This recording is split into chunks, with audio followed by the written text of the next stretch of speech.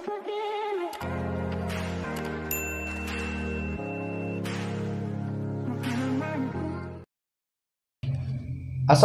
warahmatullahi wabarakatuh. Salam Aswaja Indonesia, salam literasi. Sahabat Aswaja Indonesia, kembali lagi dengan kami di channel Aswaja Indonesia TV. Masih bersama saya Wahyu Egi Widayat dan beliau Bapak Hamidullah Ibda selaku penulis buku dosen penggerak literasi. Oke.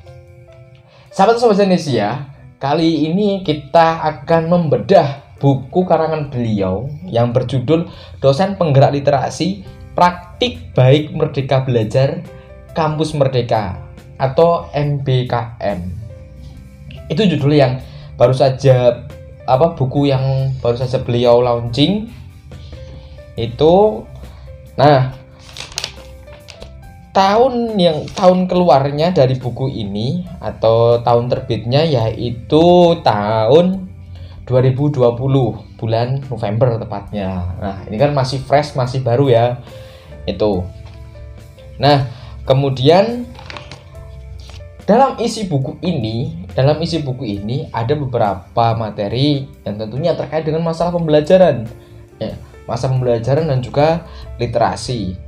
Nah, saya bacakan sedikit gambaran dari isi buku ini. Itu ada dengan judul babnya adalah haruskah dosen penggerak. Itu ada dosa-dosa literasi. Yang di sini ada subbabnya broken literasi, manusia epigon, mengobati penyakit penulis, penulis primitif versus pembaca gratisan. Nah, ini pembaca gratisan ini. Kemudian dosa-dosa peminjam buku. Wah, apakah ada dosanya peminjam buku itu? Nah, nanti kita akan tanyakan kepada beliau. Namun kita ulas sedikit terkait dengan isi buku ini.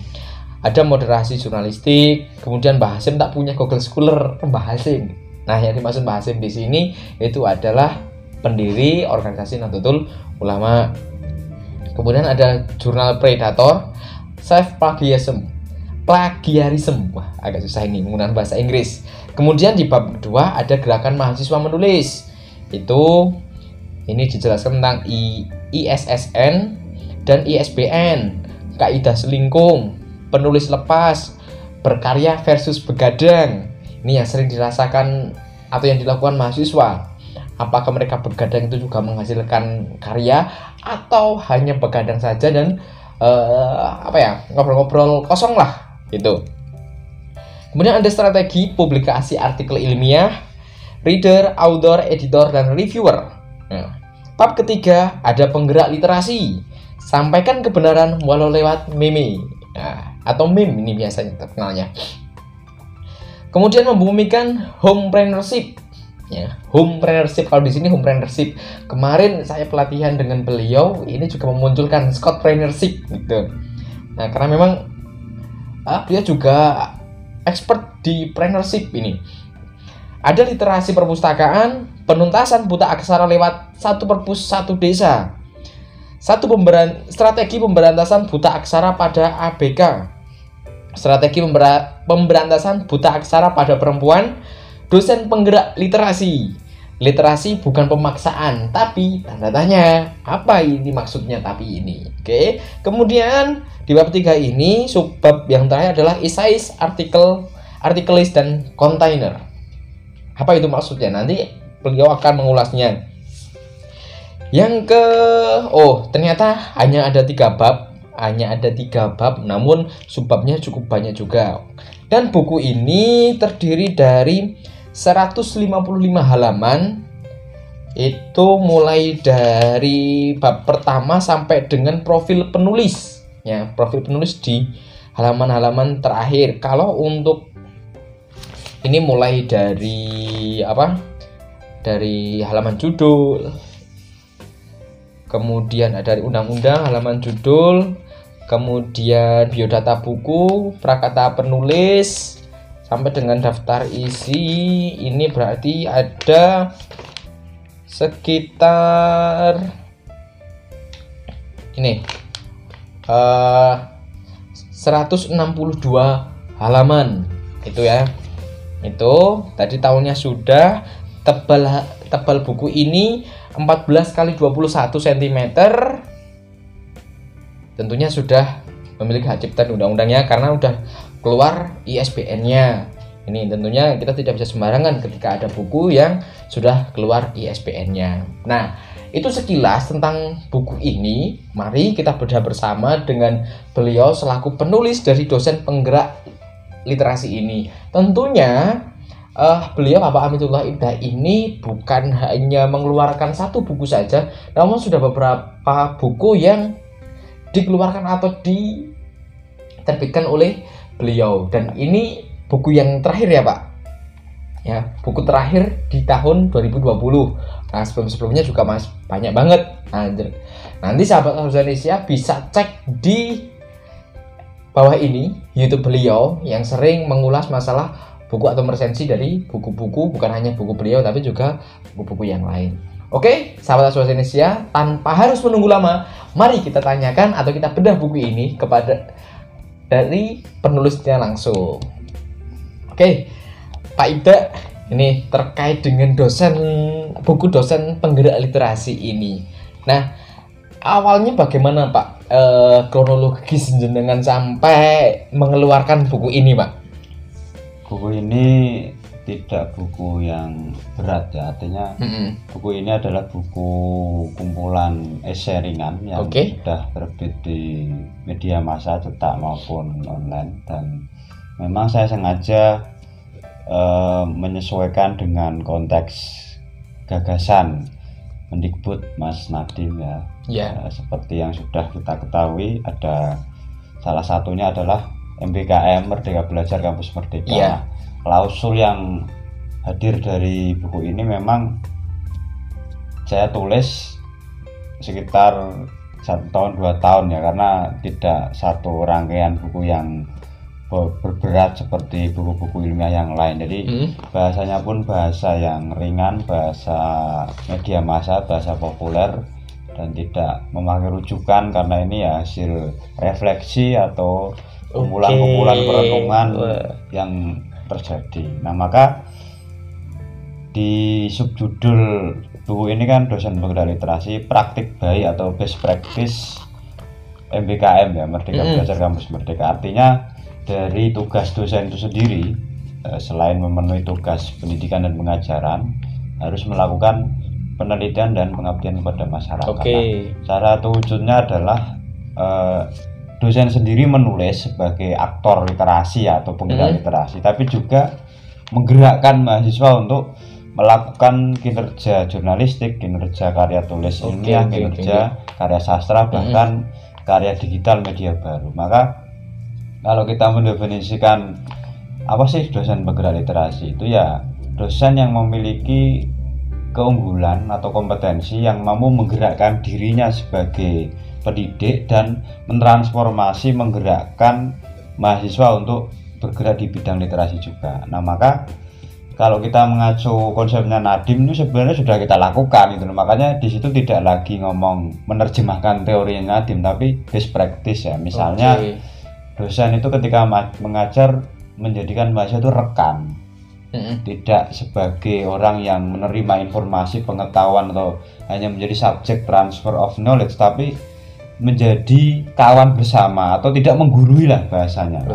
Nah, maka ketika saya pribadi ngajar itu ya sebenarnya kita diskusi bersama, bahkan di luar konteks kelas itu kita sering mengadakan banyak kegiatan ya lewat grup WA, bahkan hadirnya Aswajanesia ini bagian dari praktik baik penggerak literasi, karena selain kita sudah menggunakan media online ya, sudah kita buatkan, kita juga sering lomba itu kita gerakkan mahasiswa, juga banyak yang tembus di juara nasional dan banyak yang dimuat di media massa cetak maupun online. Itu jadi saya menjadikan mahasiswa itu ya kawan ya, kolega atau teman sahabat berpikir lah. Tidak hanya orang yang bodoh, karena mahasiswa itu memiliki bekal ya, dia andragogi. Nah, itu yang pertama. Yang kedua, berkolaborasi. Nah, kolaborasi ini sebenarnya juga sudah kita lakukan, baik itu yang di kelas saya maupun di luar kelas saya. Artinya output dari mata kuliah saya meskipun filsafat umum pun bisa menghasilkan sebuah karya ya.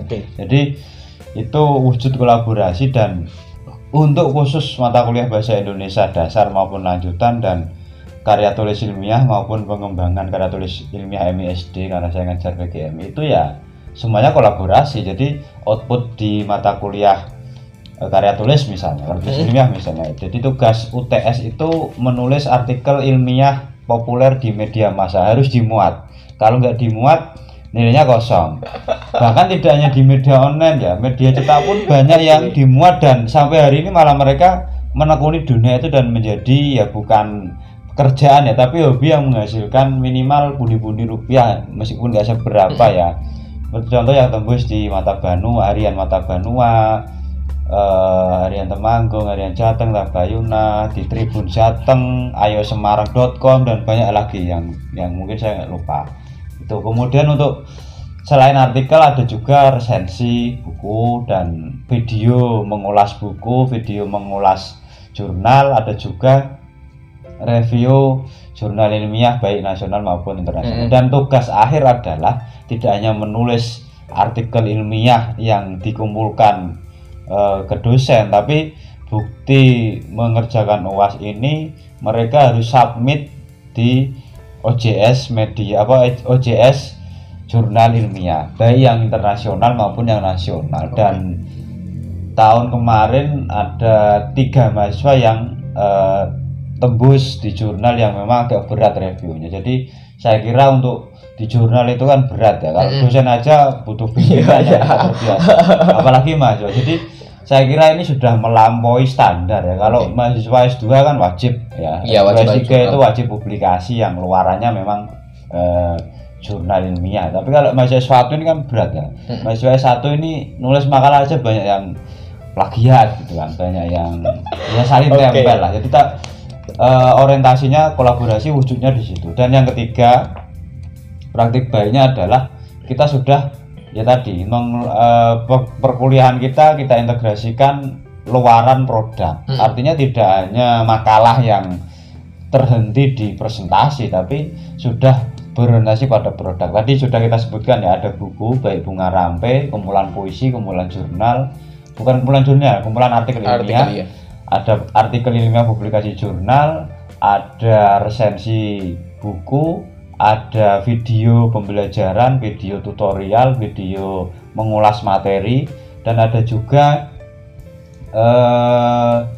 ini apa namanya, semacam artikel yang harus dipublikasi di proceeding seminar. Jadi banyak sekali luaran yang sudah kami hasilkan, dan ini saya kira bagian kecil ya, saya tidak menganggap besar, tapi bagian kecil dari bukti kita menggerakkan literasi. Dan yang paling yang membuat saya bangga itu beberapa mahasiswa yang katakanlah saya gerakkan di luar perkuliahan ini juga sampai hari ini masih produktif menulis, membuat konten video YouTube, dan beberapa kali sudah menjuarai juara lomba artikel karya tulis jurnalistik tingkat nasional. Beberapa sudah juara, seperti contoh waktu lomba di eventnya Harlah PMI ya, kemudian di STTPN Yogyakarta, Kemdikbud yang Dirjen PAUD sekali, terus yang Dirjen yang Kemdikbud ya, Sekjen Kemdikbud kemarin Farihin sekali. Jadi itu bagian kecil dari usaha kita dalam menggerakkan mahasiswa supaya tidak hanya menggantungkan kegiatan di luar literasi. Salah satunya ya menulis itulah. Jadi itu bagian atau wujud real ya, meskipun di situ kan kita ada beberapa subbab yang memang nanti bisa kita diskusikan lebih lanjut. Oke Pak, terkait dengan masalah gambaran buku. Nah, ini saya menyoroti di sini Pak, judulnya dosen penggerak literasi, kemudian praktik baik Merdeka Belajar, Kampus Merdeka. Apakah buku ini hanya sebatas untuk yang ada di perguruan tinggi atau bisa diterapkan dalam semua lini? Contohnya nanti di guru-guru, atau mungkin karena ini kan juga terkait, kalau tidak salah tadi ada masalah perempuan. Nah, ketika pada perempuan ini kan juga tidak terlepas dengan orang tua, ibu-ibu yang menurut agama kan seorang ibu itu adalah madrasah pertama kali dari seorang anak. Nah, itu bagaimana Pak? Apakah terkait hanya dengan dosen tok atau nanti bisa dikembangkan dari semua lini atau semua semua koridor lah dalam kehidupan sehari-hari? Ya itu karena kita clipping artikel populer atau esai populer yang saya tulis di media massa, saya kumpulkan yang cocok dengan tema yang kita angkat. Salah satunya ya ada strategi pemberantasan buta aksara pada perempuan, dan itu berdasarkan data memang perempuan di Indonesia angka melek hurufnya khususnya ya itu memang rendah, dan itu sudah ada di tulisan. Kemudian itu juga menjadi hal penting karena perempuan ini kan ya tadi ya madrasah pertama dan utama bagi anak. Bagaimana mungkin dia mampu mencipta, mendesain, mentransformasi, mendidik anaknya literat kalau dia sendiri tidak literat. Dalam arti literat nanti arahnya bisa paradigma literasi lama, membaca, menulis, berhitung, maupun literasi baru, literasi data, teknologi, dan literasi sumber daya manusia. Dan yang kedua ada strategi pembelajaran buta aksara pada anak berkebutuhan khusus. ABK ya.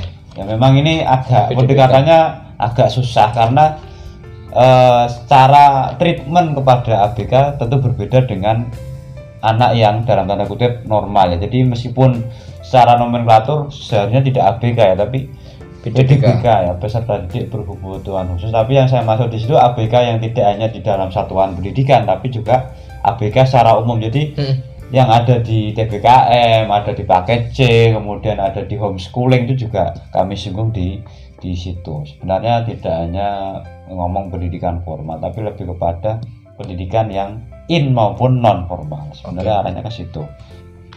Oke, terima kasih Pak Ibda. Ini sekilas terkait dengan masalah buku dosen penggerak literasi. Jadi bagi sahabat Aswajanesia yang berminat ingin membaca buku ini, silahkan nanti bisa di order. Di mana Pak? Ini Pak, kalau untuk order Pak. Ini nanti di bawah dikasih deskripsi. Oke, nanti di bawah ya, deskripsinya di bawah. Nanti silahkan yang berminat untuk membeli buku ini. Ini juga cukup menarik dari sekilas pandangan itu, karena memang hari ini kita sangat perlu sekali dan sangat penting yang namanya literasi. Jadi bukan hanya literasi lama, tapi karena di era modern ini yang hampir memasuki era revolusi industri 5, tentunya masalah literasi data, literasi SDM dan yang lainnya ini sangat dibutuhkan sekali. Nah, tentunya ada di sini ya. Sudah ada di buku ini penjelasannya. Gitu ya. Oh, tadi satu saya kelupaan untuk membacakan bahwa buku ini diterbitkan oleh Pilar Nusantara ya. Yang beralamat di Semarang tentunya ya. Itu sahabat Aswajanesia terkait dengan masalah buku ini. Lebih mendalam lagi nanti akan kita bahas di video selanjutnya. Cukup sekian dari kami, kurang lebihnya mohon maaf. Salam Aswajanesia, salam literasi, dan wassalamualaikum warahmatullahi wabarakatuh. Waalaikumsalam.